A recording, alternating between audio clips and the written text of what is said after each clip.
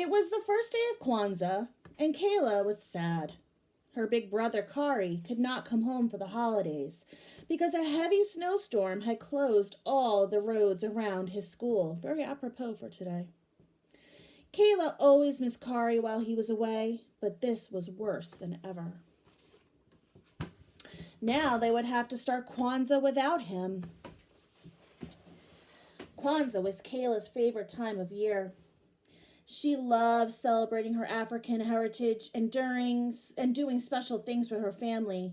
But how could she enjoy Kwanzaa this year if Kari was not a part of it?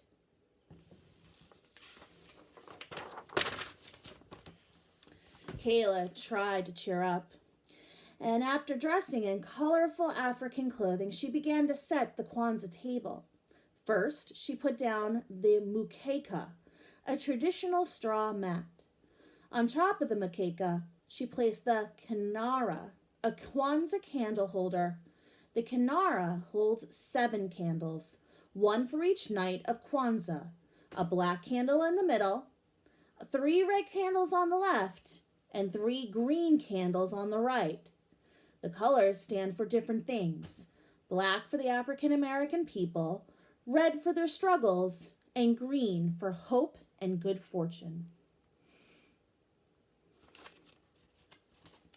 Each night of Kwanzaa, families light candles and celebrate one of the 7 principles, which are ideas that help people to be strong.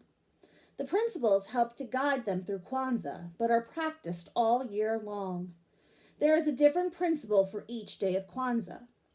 Every year, Kayla and Kari would share the Kwanzaa greeting. Habari gani, Kari would say. The greeting is from the Swahili language. It means, what is happening today? Kayla would answer with the Kwanzaa principle for that day.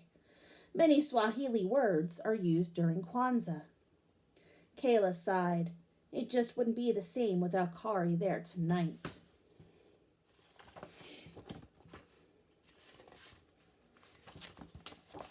Kayla's parents helped her place the fruits and vegetables on the mukeka.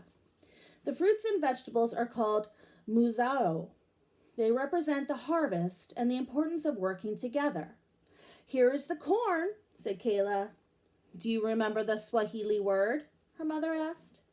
Muhindi, Kayla answered. The muhindi represents the children of the family. So she put 2 ears of corn next to the other Kwanzaa symbols, one for her and one for her brother Kari. When the table was ready, Kayla's mother helped light the black candle. Kayla knew that they would light a red candle the second night, a green one on the next night, and so on until all the candles were burning on the last night.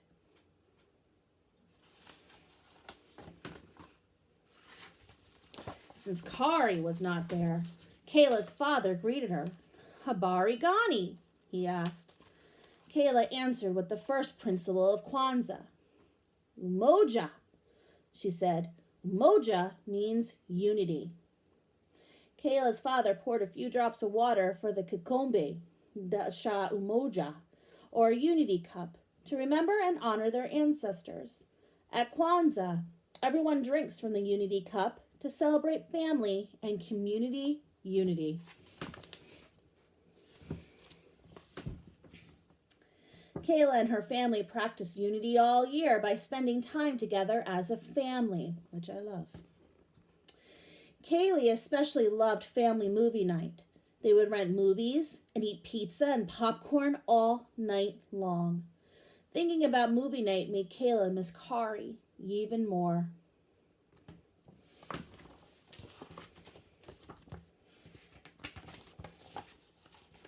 The next night, Kayla's father lit the black candle and the first red candle. He said, Kujishagulia, which is the second principle of Kwanzaa. It means self-determination or deciding what you want to be and do.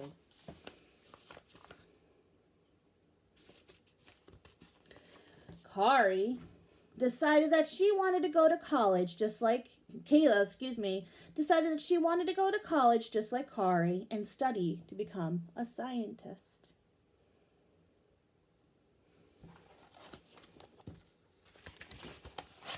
On the third night, the phone rang just as Kayla was lighting the first green candle.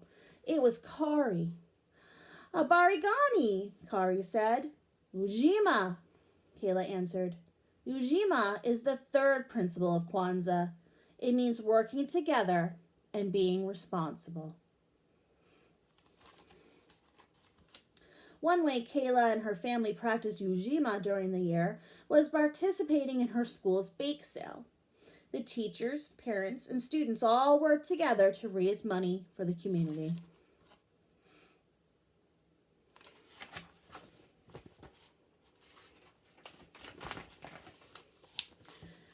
The black candle, 1 green candle, and 2 red candles were lit on the 4th night.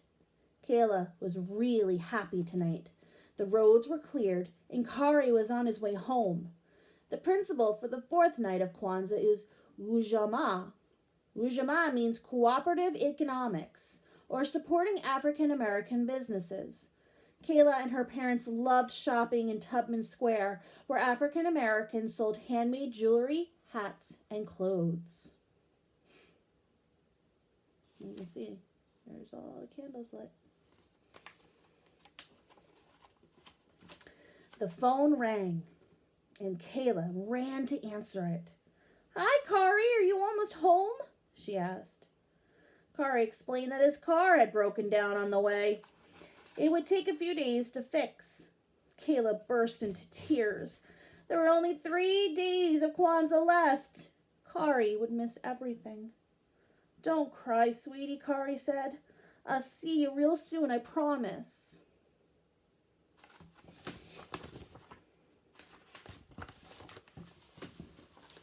On the 5th night, Kayla's mother lit the candles.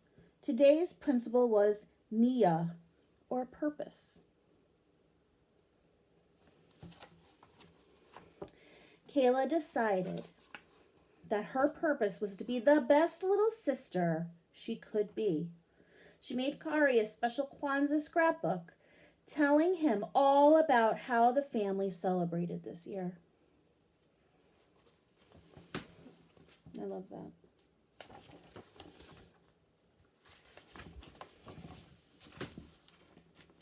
Kuamba, or creativity, is the principle for the 6th day of Kwanzaa. After the last red candle was lit, Kayla and her parents made lots of decorations for the Karamu that night. The Karamu is a feast where families celebrate with friends and loved ones. Kayla made a flag using the Kwanzaa colors. It was black, red, and green, just like the candles in the Kinara.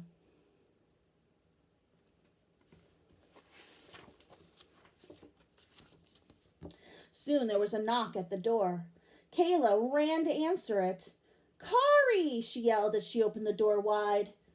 "No, not Kari, but Grandma and Grandpa are here." Kayla was glad to see her grandparents, but she couldn't help being disappointed that Kari still had not arrived. She kept hoping that somehow he'd get home before Kwanzaa was over. There were many knocks on the door from friends and family. It was hard to be sad with so many people around.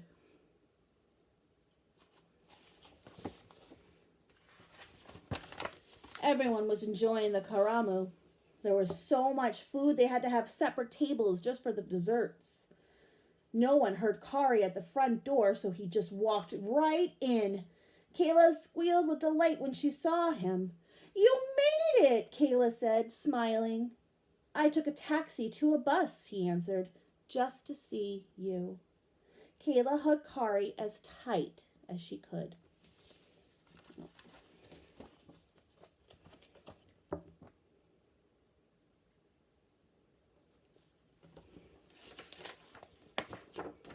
"Imani," Kari whispered on the last night of Kwanzaa. Tonight all the candles glowed brightly. Imani means faith, believing in yourself and others. "I believe in our family," Kayla said as they opened their zawadi, or gifts. Zawadi means gifts.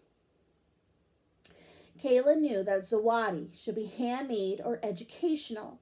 She gave everyone a photo of the family in a frame she had made from old newspapers. Everyone loved their zawadi, especially Kari. Yeah, lovely book. I think that's a lovely book.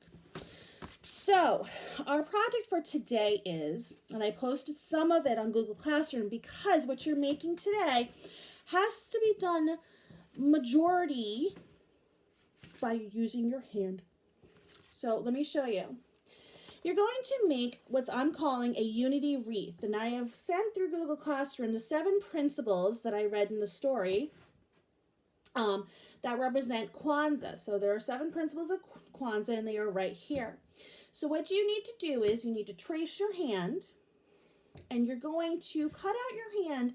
It doesn't matter how big you want to make your wreath. You can make your wreath really big, or you can make it like mine, which is a little bit smaller. And I made mine the colors of Kwanzaa, which are black, green, and red. And then what I did was I cut out all the 7 principles, and I put them on my wreath, and then I put a little tie on it so I can hang it.